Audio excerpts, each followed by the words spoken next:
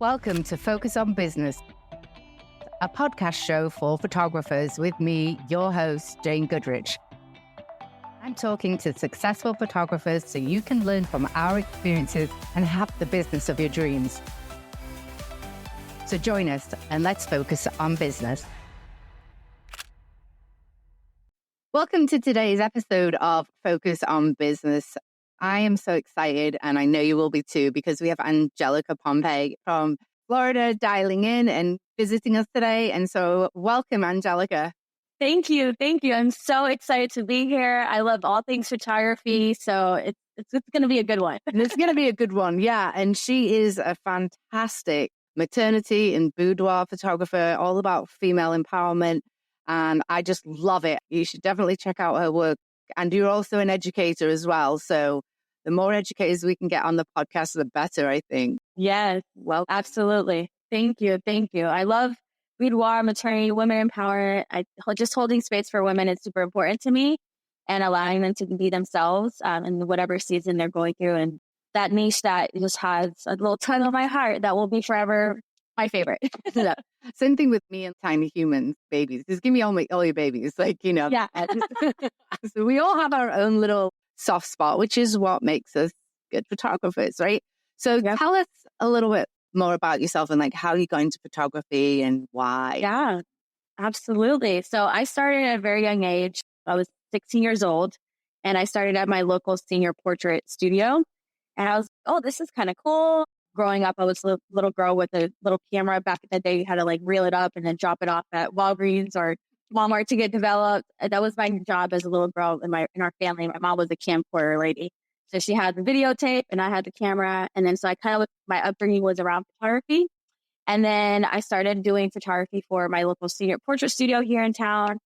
I went to college and I was like, I think I kind of want to do this. But I was always told that photography wasn't revenue generating. You couldn't make a career out of it. And I was, okay, I guess I'll do something in healthcare. So I got my degree in health administration. After graduating college, I worked in the workforce for about a year, and I picked up the camera again, rebranded my whole style, editing. I got engaged, and then we launched a photo booth business, my husband and I. That's what paid for our wedding. And then I kind of missed doing weddings. I did smaller elopements, but I was, these big weddings seem fun. So I did weddings for a little bit. I did a lot of portraiture. I did families. I did all the things for a very long time until 2021. Time to niche down. I felt like a Muppet. It was like I was doing one thing and talking to another client another way. And so 2021, I decided to rebrand completely everything, my branding, my messaging, my website, fine-tuned my editing just a little bit more. And now I'm known in my area for being the top boudoir and maternity photographer with a very diverse portfolio, which is something that I pride myself with. I love your story, and I love the fact that you worked at a studio in high school to actually, so you saw how a business worked, So I think that's key. And I really want a photo booth. I want a Volkswagen Bug photo booth, but I don't want it as a company. I just... Well, for fun. It's for fun. I see one for sale. I'm like, can I get it? And he's like, why? Are you going to use it for business? Well, I love Volkswagen Bugs, and I just think that would be perfect. Why not? Perfect. Anyway. I love it. All right, so if you were to travel back to yourself, probably going through college or even when you started your business, if you travel back in time, would you tell yourself to do anything differently? Absolutely. And it's one of the things that I love teaching on is having a system. CRM is critical. I tell people it's like building a house. You have to have the foundation. And once I started getting busy, I was barely keeping my head above water. Did I call this person? What do we talk about? I'm starting to my brain, all the clients are becoming one. What am I doing today? It was just a chaotic mess in my brain for the first at least 3 years. I didn't kickstart into a CRM because honestly, I didn't even understand what it was, the capability of what it could do. And then when I started figuring it out and doing bits and pieces, I'm getting my time back. Yeah. This can be automated. And once I built a workflow and all of that, I realized how much time I was saving, and I was able to serve more clients. And that is where my business propelled, exploded. Once I had those systems in place, I don't know what took so long to figure this out, but I genuinely didn't know. So here we are. Let's go. Gang them up, bitches. I love it. And you're actually making me think back on, I started Pixello, but when I first started, it was probably 2 years, but those first 2 years with the paper and the Excel spreadsheet, I wasn't even accepting credit cards. When people were giving me checks, I was losing them. And there's no way of tracking, did they pay? Oh, now everything. I mean, I still, to this day, I am not accepting a check. I mean, I do actually accept checks because some people give gifts. And I know, like, more wedding photographers, don't give me cash because I'll forget to mark it off. Oh, for sure. And I'll forget to deposit it. And don't give me Venmo. No. Just go through my credit card system. I don't care if it charges me. It's the 2% that is game changing, because if everything's in one place, it's easier for my accountant at the end of the day. 1,000%. I'm just like you. Don't give me a check. Let me just send you the link. Cash is great, but no, just pay it there, because then I know what my numbers are. I haven't gone to the bank. Like, who has time for that anymore? And I don't want to go to the bank. And yes, you can actually deposit it via your phone. But then I have to go back to the CRM and mark it as paid offline. Just don't give me one more step. Just don't. Yes. So I know you're in a lovely town, Jacksonville, Florida. I'm very jealous, because if our development team that started Pixello is listening, I wish I was there with you guys. But if you had to move your business, I'm going to give you somewhere cold just because. Oh, man. I'm jealous of it. We go, like, you have to move to Vancouver, Canada. Well, Vancouver, Washington in the U.S. Yes. You were going the opposite side of the U.S. You got 3 months. What would be the first thing that you would do for your business? I would get my SEO on my website started ASAP, so I could start building clientele specifically for what I do. Most clients book 2 to 3 months in advance anyways. It's very rare that I get, someone inquiring today for next week, because the experience is very intuitive with what you wear, how we prepare. It's kind of like an experience for my clients. It's not just showing up, here, I'm here for my pictures. It's a little bit more preparation. So knowing if I were to move, SEO would be top. So getting my website, keywords, doing some market research of who my peers would be, connecting with them as well, I think would be the second thing. Is networking. Even if it's a virtual coffee date, or, hey, I'm going to fly up for a weekend. Can you gather a whole bunch of photographers and let's have a photographer party? Yeah. We can figure it out. Yeah. I love that. Yeah. And I think it is a lot about networking and who's going to be that referral source, who's going to be a photographer friend that can help you. Because I will tell you, if you're in my area, I know the type of maternity that you do, I don't do it. People ask me for all the time. And so I could refer you, and you don't do newborn. Well, you probably get somebody that's got a maternity. Well, it's all about networking. Photographers can be your best referral sources. And we realize that, So, and I think too, a lot of photographers don't think about, okay, I'm going to refer them, but making sure you're in a similar price point. I'm not going to refer somebody that's like, $300 less. They're oh my God, did Angelica just rip me off? No, we're going to stay in the same range. That's super important too. Well, as you're a newer photographer, you have to realize that. And I've spoken to photographers in my area. There was a time, especially in 2020, that I wasn't able to do as many shoots. In the fall, I am full. I have repeat clients. I am not going to refer somebody that is half my price because they don't know how to price themselves and they're losing money. Yep. I'm just not. And so my friends are really fantastic newborn photographer. You got to raise your prices, because I'm not referring you. I'm not referring you because you are so good and I know you're losing money. And just as a lose-lose on all situations, I honestly think if the clients knew that they were losing money, it would lessen the experience for them. Right now, and it's so normalized to have these such low prices. When I started in 2010, the baseline for a newborn shoot was $1,000. And now it should have gone up with inflation, guys. Literally. Our cost. Okay, yes, the cameras are more accessible, but guess what? Your computers are more expensive. They die, and you have such huge memory, the size photos. It's just, for some reason, I don't know why, we've had deflation, and people can think you can charge nothing and make money, because you won't make money. Anyway, I will get off my rant. But I love it. Let's move on. That was a good rant, though. People need to hear that.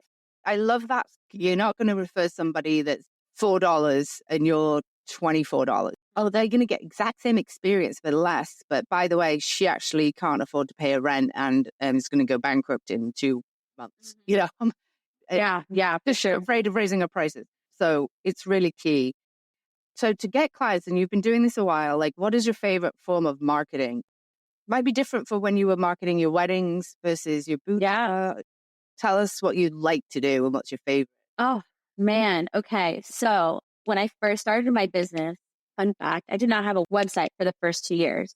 I just had a contact form and then we had some of the workflows situated. So I fully leaned into Instagram for my marketing. And this is what I tell photographers in general, pick a platform. You cannot be on all 7 platforms at once. Pick a platform and go balls to the wall with it. So that's exactly what I did. I would showcase my shoots every week. I would take a selfie with my clients at the end of each shoot. And of course, when you tag them, they're going to share and they're going to say how fun it was or whatever their experience was. So I built a huge momentum on my Instagram the very first years of my business. And then that has a little kind of shifted in the last 2 years as I've kind of built a team. We kind of hyper focus on SEO and getting new faces and new people in our space, in our sphere, in our email list. So email list and SEO has been our heavy hitters these last 2 years. Now Instagram is just more so to kind of keep up with marketing, and we're having more fun with it now that it's not super, super strategic. There is strategy behind it. But okay, we can do like a fun dance or we can point and do whatever. My associate photographer and I, we have content days once a month and we make it fun.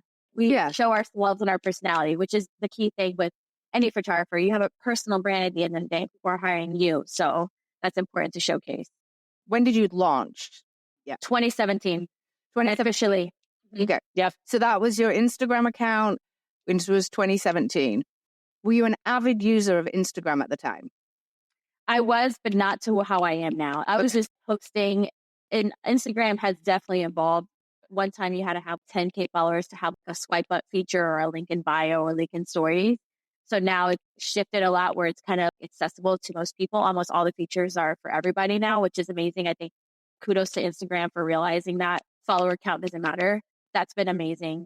But yeah, just Instagram, I literally try to learn the ins and out of it. And then what I did was I just linked my account. So whatever went to Instagram went to Facebook when I was first starting, and I still have it like that.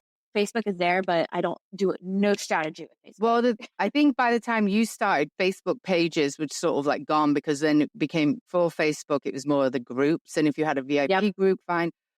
Yeah, I love the fact that you lean into one platform. I started prior to the whole explosion of social media. So SEO and email lists has always been my number one thing. But I also like to ask photographers, okay, well, you started on Instagram and you did really well. But you know what? You are a user of Instagram. It's kind of like saying to me, Jane, get on TikTok. I don't use TikTok. Yeah, no way. I do not understand. I don't understand.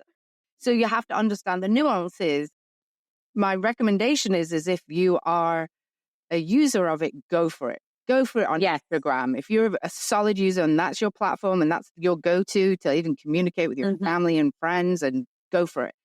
If you're not, you really then it's going to be hard. It's going to be hard. And same thing with even like website design. Right? If you're not a website designer, hire someone. If you're not an SEO person, hire somebody. And if you're not a blog writer, which I have like the best blog writer ever, hire someone. Because that time it takes you to learn how to write. And no, ChatGPT cannot really write you to ranking Google anyway, yet probably.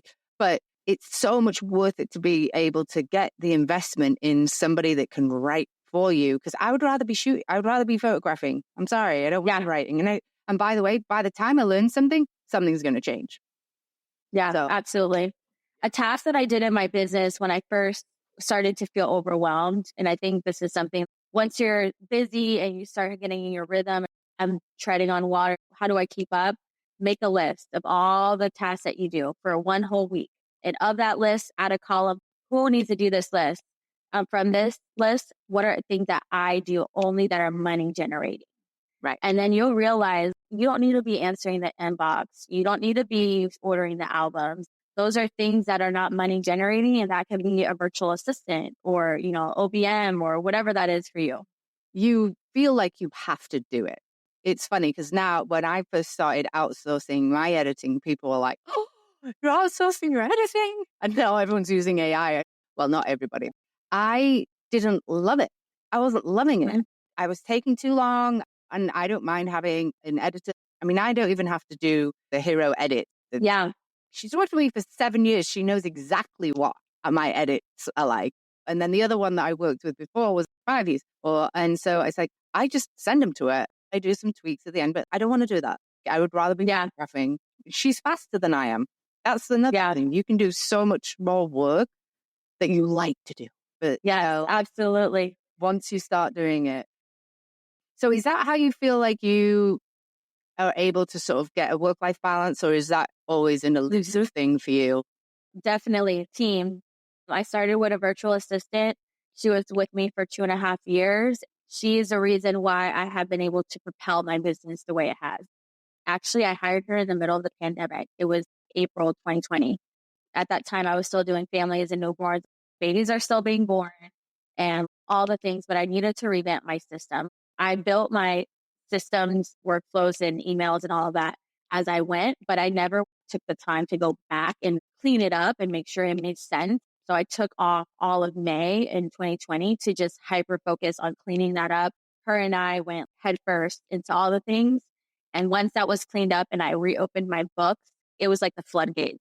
I was like, oh my gosh, this is amazing. And it's so seamless. And obviously, it was a great client experience for the clients, but for myself, it was stress free. I haven't felt so relieved about a process in my business for so long. And wow, this is amazing. So she helped propel me with just like a lot of the miscellaneous things.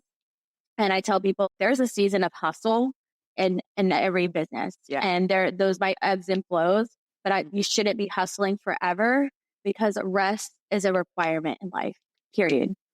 Once I hired her, I can actually get more rest at night. I'm not working before and after a shoot. I'm not working late night. I'm not trying to do the email newsletter every day, trying to put bits and pieces together. I can just focus on my craft, what I'm really, really good at, which is photography and serving my clients. No, I love that. Almost like taking the mental workload off. Because if you for sure. even if you start a system and you're like, okay, I have this, but I haven't finished putting together my automated emails, or I haven't done this, it's still in the back of your head. It's always like, I've got to do that. I've got to do that. Take a week, focus on it, which is sometimes hard for us. With your business, do you find that you have any seasonality to it? Or is that why you became more of the boudoir female empowerment, is because of the seasonality of weddings? That's a great question. People are doing these year round. Babies are being born year round. I do tend to see January just a little slower because of the holiday, which works out for us because my team and I, we typically take off half of December and most of January just to start the year on the right foot, doing our planning and getting everything organized. So it kind of works in our favor as a team. And so, yeah, slower January and then sometimes summertime because a lot of people go vacation with their families and whatnot. But for the most part, it's pretty consistent.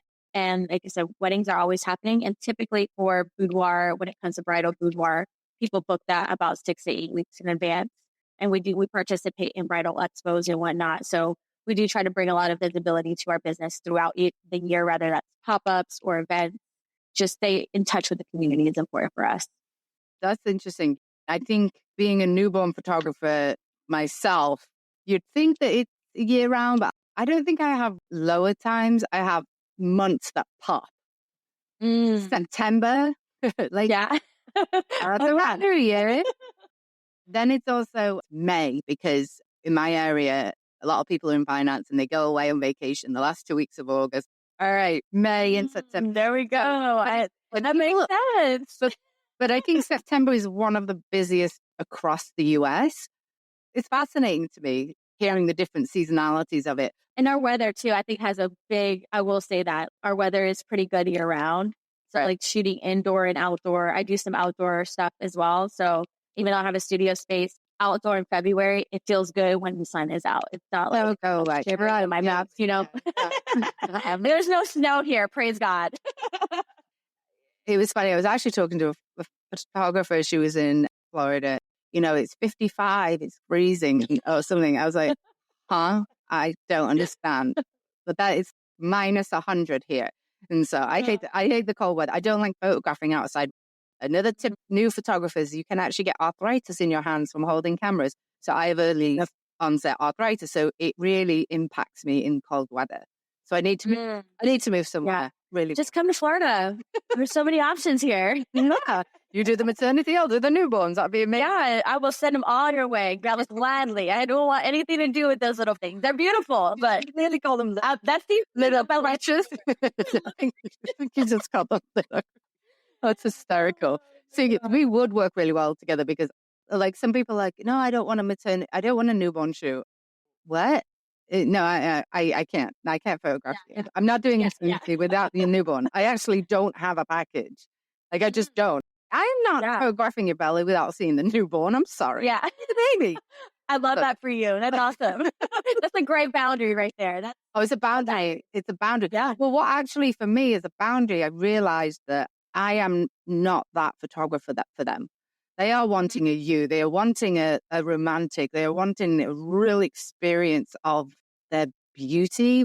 I will document it. And I love it actually when they have a toddler and they can get involved, but it's just not me. You have to know what you like. Yeah. And speaking of boundaries or red flags, do you find that you, over the years of doing this, that you have a couple of red flags where you're like, oof, this one's not going to be the right one for me? Absolutely. I shifted my business model from, I like to call it gallery giving for pennies to the dollar. So basically having a shoot and giving them all the photos to more IPS model. And so that's something that my whole business is around, is having those tangible, whether that's an album or wall art. When people come and I have a consultation call and one of the first things they say, I'm just looking for a couple digitals. I'm not the photographer for them, unfortunately, because this is an experience.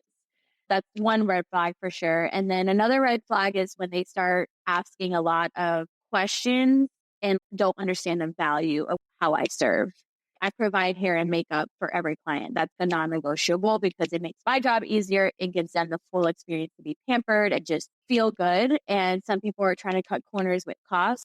Well, can I just not do it and not have to pay for that? It's complimentary. It's just part of the fee. And so sometimes they get nitty gritty, or why is that? Or, when I start hearing a lot of rebuttals from that, we're not a good fit. And so I'll recommend them elsewhere. Sometimes I've had to tell people that on the phone, which is really awkward. But I'll be very honest. And I'm like, hey, I'm honest with you. I know what I'm capable of, and I don't think we're a good fit. However, I will send you some recommendations. And they're like, oh, thank you so much. I mean, it's value versus cost. So if they're coming at it from a cost perspective, and if they can't see the value of it, then it's an interesting thing. Yeah. I was full-time in 2010, but I just charged for my digitals. I never just included them. So I'm not typical. Yeah, it's going to be a cost. Anyway, there's never just one image. Never one. Oh, never. That's what I tell my students. Somebody's not going to come to you and get hair and makeup, get a new outfit, prepare hours in advance, especially when it's a family thing. The family it's a whole day thing for that. So they're not going to come and just purchase one photo. Absolutely not. Oh, there are different places to go get that. JCPenney. Yeah. One. JCPenney. For sure. Go ahead. Use your iPhone. Yeah. It's an experience. My next question is always on about, you've been doing this a while. Your stories probably from when you were 16 in the studio. Do you have any funny stories? Did that just happen? Type of thing. Yeah. Like, did you feel like this really? The first one that came to mind was a newborn experience, which is a reason when I did newborns, I carried an extra pair of clothes in my car. I was doing a newborn shoot at their home and I was holding the baby to show dad. They wanted a naked photo. I was like, okay, cool, let's do it. The amount of wet poop that was on my hands and it just dripped down my arm. It was just yuck. And I got on my shirt. Okay, here's your son. And I need to go clean up. What the heck just happened? I was not expecting that. See, that's funny because I'm a newborn photographer with thousands of newborn babies. I'm like, that's my everyday. Like, that's not a one. Yeah, I really rethought my whole life that day. And after I pivoted. So it was fine. It worked out. Yeah.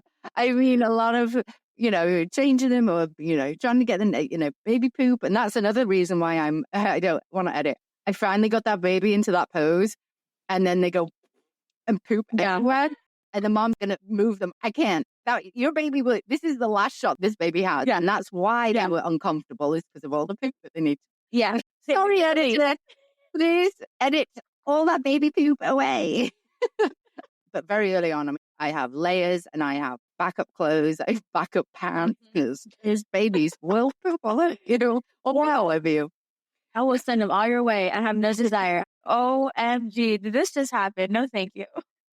Yeah, and it's kind of funny, especially when the naked parent holding one is always kind of awkward, because they need the backup clothes too. Like, that's your backup clothes. You're pooped on. That's funny that it probably made you not ever want to do it again, Yeah, definitely. What is going on here? How many more newborns I literally went home and I was like, how many more newborns do I have left on the calendar? Well, I am not doing any naked baby pose. Yeah. No, thank you.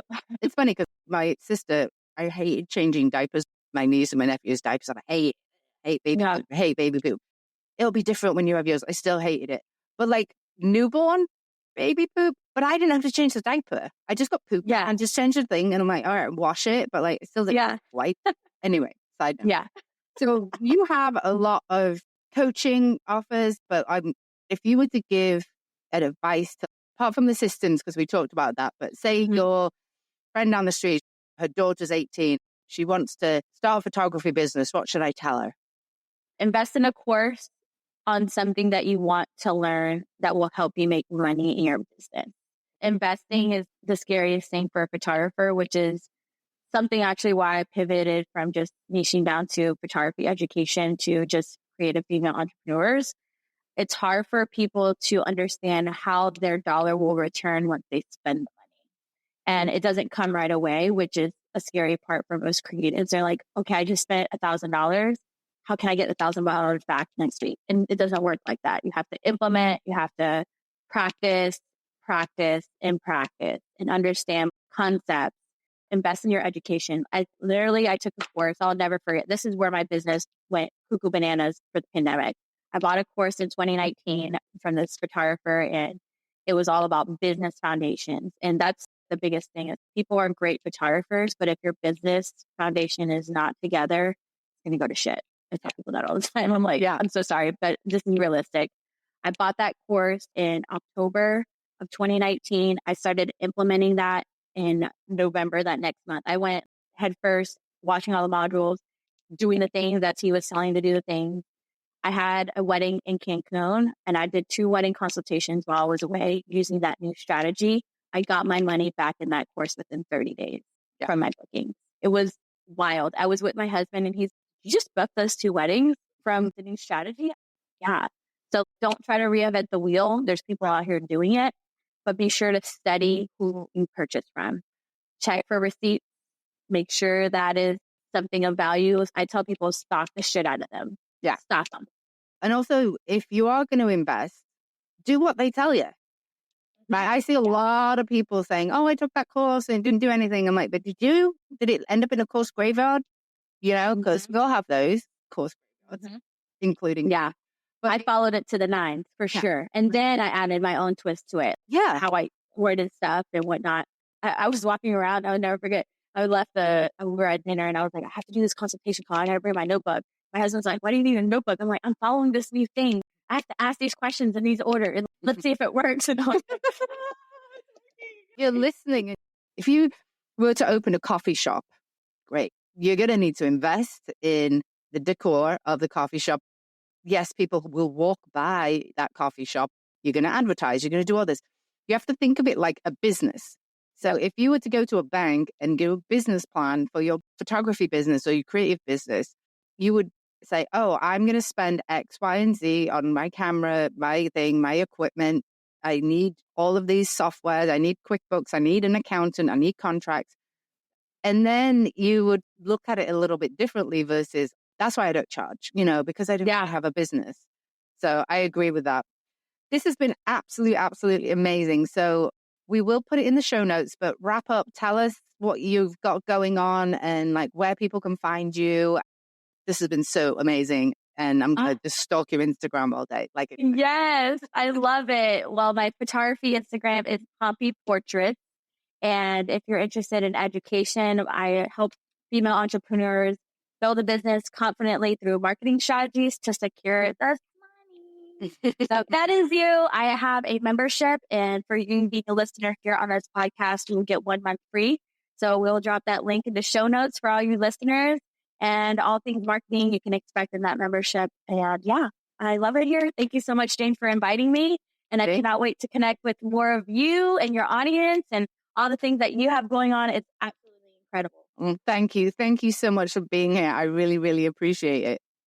Yes, absolutely. Thank you.